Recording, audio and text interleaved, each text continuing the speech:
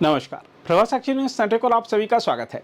देश के सर्वोच्च न्यायालय ने आज उस जनहित याचिका पर सुनवाई से इनकार कर दिया जिसमें महिलाओं और छात्राओं को मासिक धर्म के दौरान अवकाश देने के लिए पूरे देश में एक समान नीति बनाने की मांग की गई थी।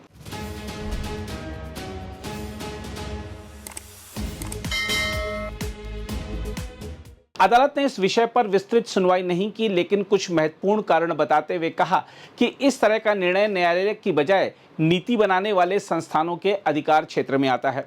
मुख्य न्यायाधीश सूर्यकांत और न्यायमूर्ति जयमौल्या बागची की पीठ ने कहा कि यदि मासिक धर्म अवकाश को कानून के माध्यम से अनिवार्य बना दिया गया तो इसके अनपेक्षित परिणाम सामने आ सकते हैं।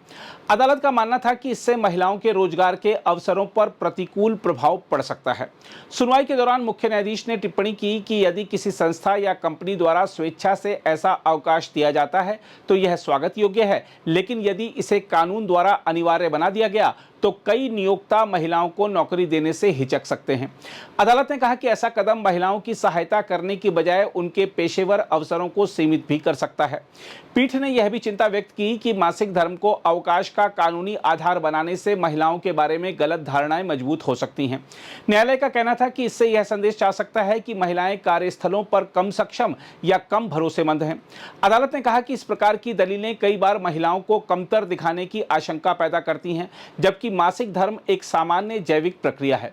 न्यायालय ने स्पष्ट किया कि इस प्रकार की नीतियां बनाने का अधिकार सरकार और नीति निर्माताओं के पास है। विभिन्न पक्षों से विचार विमर्श करने के बाद ही ऐसी नीति तैयार की जानी चाहिए। अदालत ने यह भी बताया कि याचिकाकर्ता पहले ही इस संबंध में संबंधित अधिकारियों को एक प्रतिवेदन दे चुके हैं, इसलिए सक्षम प्राधिकारी उस प्रतिवेदन की जांच कर सकता है और आवश्यकता समझे तो परामर्श के बाद कोई नीति बना सकता है। इसी आधार पर न्यायालय ने जनहित याचिका का निस्तारण कर दिया और कोई अतिरिक्त निर्देश देने से परहेज किया। सुनवाई के दौरान याचिकाकर्ता की ओर से वरिष्ठ अधिवक्ता एमआर शमशाद ने तर्क दिया कि देश के कुछ हिस्सों में पहले से ही मासिक धर्म अवकाश की व्यवस्था लागू है। उन्होंने बताया कि केरल में कुछ शिक्षण संस्थानों ने मासिक धर्म के दौरान छात्राओं को विशेष छूट देने की व्यवस्था की है। इसके अलावा कई निजी कंपनियों ने भी स्वेच्छा से ऐसी नीतियां लागू की हैं।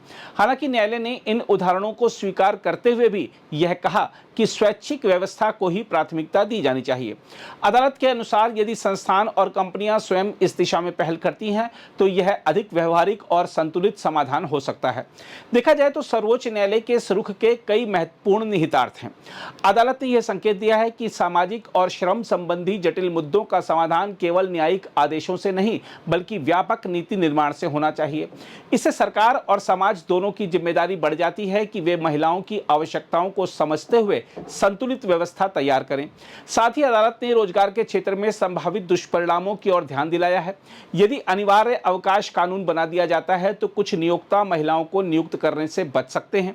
इससे लैंगिक समानता के लक्ष्य को नुकसान पहुंच सकता है। इसके अलावा यह फैसला इस बहस को भी रेखांकित करता है कि महिलाओं के स्वास्थ्य और कार्यस्थल की समानता के बीच संतुलन कैसे बनाया जाए।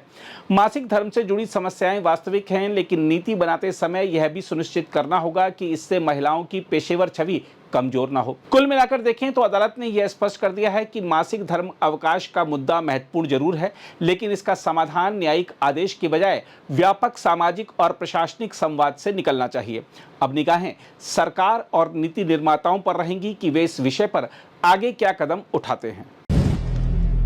अगर आप भी लेना चाहते हैं देश दुनिया की तमाम जानकारी तो आज ही सब्सक्राइब करें हमारे चैनल को।